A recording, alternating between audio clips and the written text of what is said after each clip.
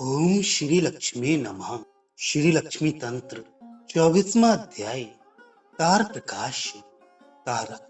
ओम मंत्रोद्धार स्वरूप तथा अंगन्यास आदि।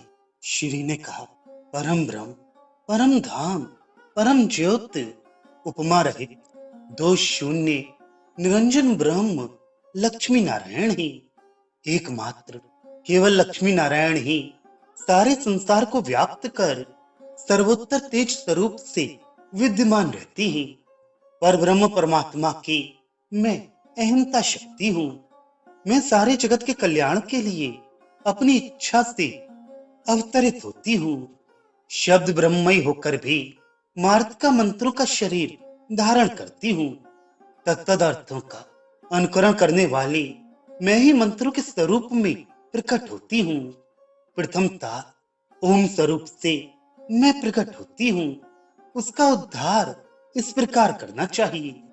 पहले ध्रुव आ, उसके बाद कर्ण, उकार, तदनंतर नाभि, अनुनासिक उद्धार कर तीनों को एक में मिला दे। इस प्रकार प्रथम तारक स्वरूप ओम की उत्पत्ति हो जाएगी। फिर उसे बिंदु के साथ भूषित कर तदनंतर नाद के साथ तैल धारावत अविच्छिन्न रूप से प्रवाहित उसके स्वरूप का ध्यान करे।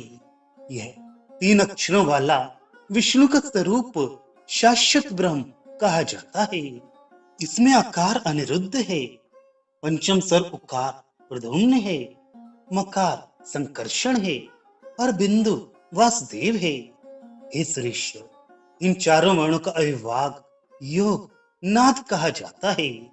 उस नाद की जहां पराकाष्ठा समाप्ति होती है, वह परमेश्वर से संबंध रखने वाली अहंता कही जाती है। नाद के अंत में विद्यमान जो दहर आकाश है, तदरूपणी सूक्ष्म परमा शक्ति कही जाती है।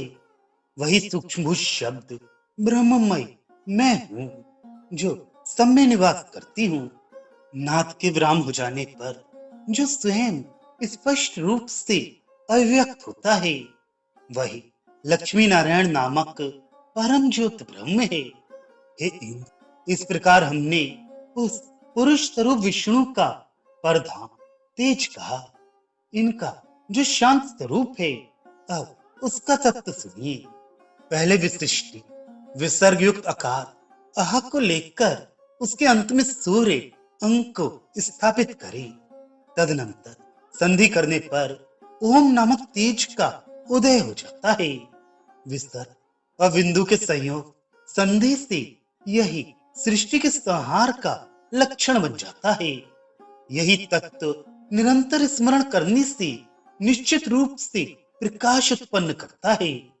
यही शक्ति शुद्ध अशुद्ध अध्यास से उत्पन्न सारे संसार को बिंदु रूप सनातन सूर्य पुरुष में एकत्रित कर सृष्टि में उद्यत हो जाती है।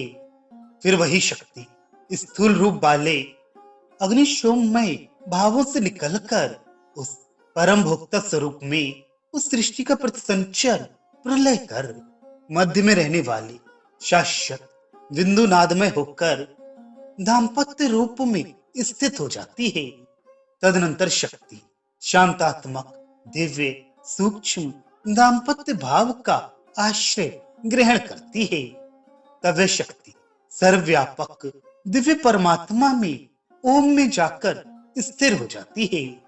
ओम की मात्रा में तंत्र शास्त्र के वेदता तीन मात्राएं कहते हैं।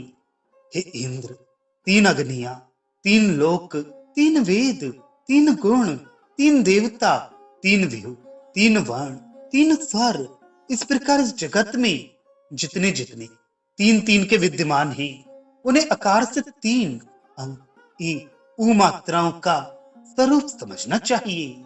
शेष अर्ध मात्रा अर्थात बिंदु निर्विकार माया रहित है। सभी शब्द आकार से उत्पन्न हुए हैं। उकार से सूर्य, सोम और अग्नि स्वरूप ये तीन तेज उत्पन्न हुए हैं। इतना ही नहीं, हे इंद्र, पृथ्वी से लेकर प्रकृति पर्यंत 25 तत्व मकार से उत्पन्न हुए हैं। जो ज्योतिर्मय अर्ध मात्रा है, वही परमा कला नाद स्वरूप है।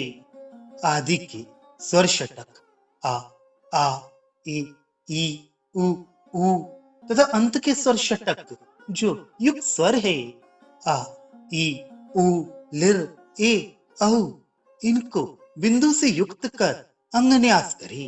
प्रणव युक्त षट संख्या वाले ज्ञान आदि गुणों से नाभि, पृष्ठ, दोनों बाहु, दोनों उरु, दोनों जानु तथा दोनों पदों इन उपांगों में न्यास करे। इस प्रकार अंगोपांग सहित मंत्र का न्यास कर अपने शरीरस्थ आत्मा में पुरुषोत्तम का ध्यान करे। विश्व आदि का लय जिस प्रकार होता है, हे इंद्र उसे सुनिए। विश्व जागृत अवस्था का अपना नाम है। विश्व जागृत पद के अधिष्ठाता, समस्त इंद्रियों के प्रेरक, शब्द पूर्वक पांचों विश्वों के भोक्ता, शब्द, स्पर्श, रूप, रस, गंध, अनुरोधात्मक स्वरूप को आकार में ध्यान करी। फिर उपकरण सहित उन देव का उकार आकार में लय कर दे। उस आकार के तेज के देवता प्रद्युम्न में जो स्वप्नावस्था के अधिष्ठाता हैं और अंतःकरण के प्रेरक हैं, उनमें लय करी। उन सोपकरण प्रद्युम्न देव का उकार में लय करी। तदनंतर उस उकार का भी ईश्वर प्राग के संकर्षण रूप शरीर वाले सुषुप्ति के अधिष्ठाता एवं प्राण आदि के प्रेरक विभू में विलय करे। फिर उन संकर्षण देव का तुरे नाम अर्धमात्रा में जो ज्ञानानंद वासुदेव स्वरूप है, उनमें लय करे।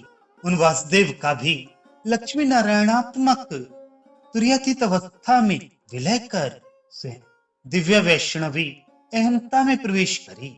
फिर अहंता में होकर उस प्रकार के लय स्थान को प्राप्त कर उस लय स्थान से जागृत अवस्था में उतरकर अपने आगे दीक्षित शिष्य को वह गुरु मेरे स्वरूप का ध्यान कर सांगोपांग, सविस्तार, ससमाधि ओंकार का स्वयं उपदेश करे।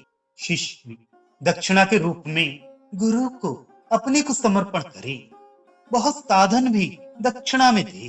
फिर उनकी आज्ञा लेकर पुरस्चरण करने के लिए किसी नदी के तट पर अथवा किसी सिद्धायतन में अथवा पलाश के समीप अथवा दूर तक फैले हुए जहां कोई जा ना सके ऐसे अदृष्ट भूतल वाले किसी वन में जाकर तीनों काल स्नान करते हुए ब्रह्मचर्य के नियमों का पालन करते हुए अपनी इंद्रियों को वश में कर अथवा यावक अथवा भिक्षात्र इनमें किसी एक का एक बार भोजन करते हुए कुशा के संस्तर पर बैठे हुए काश, चीर और कुशा के बने संस्तर पर शयन करते हुए पुरस्चरण की क्रिया करे।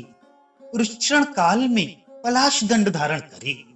कृष्ण मृग के चरम से अपने को आच्छादित करे। तदनंतर मेरा ध्यान करते हुए मेरे स्वरूप में अवस्थित हो। गुरु के द्वारा उपदिष्ट मार्ग से नित्य ही योग का साधन कर सम्यक ज्ञान एवं सम्यक समाधि से युक्त हो मौन धारण कर संसार में तारने वाले इस तारक ओम मंत्र का 10 लाख जाप करे। फिर पत्ते समिधा अथवा घी से दशांश होम करे। उसके इस कार्य से प्रसन्न होकर परा वैष्णवी स्वरूपा अहंता में मैं उस साधक के विवेक युक्त हृदय में प्रकाशित होती हूँ। फिर तो उस साधक में लक्ष्मी नारायणात्मक सामरस स्वयं प्रकाशित हो जाता है। ऐसा पुरुष जीते हुए ही मुक्त हो जाता है। वह सारे जगत को अपनी दृष्टि से पवित्र कर देता है। इस प्रकार लौकिक और वैदिक सभी प्रकार के मंत्र उससे अपने आप सिद्ध हो जाते हैं। उसने समस्त वेदों में, सभी विद्याओं में, सभी सिद्धांतों में तथा सभी तीर्थों में स्नान कर लिया। सभी प्रकार के मंत्रों के जितने और जैसे जैसे प्रयोग हैं, उतने उतने वैसे वैसे वे सभी प्रकार के प्रयोग उससे ज्ञात हो जाते हैं। ऐसा निश्चय है।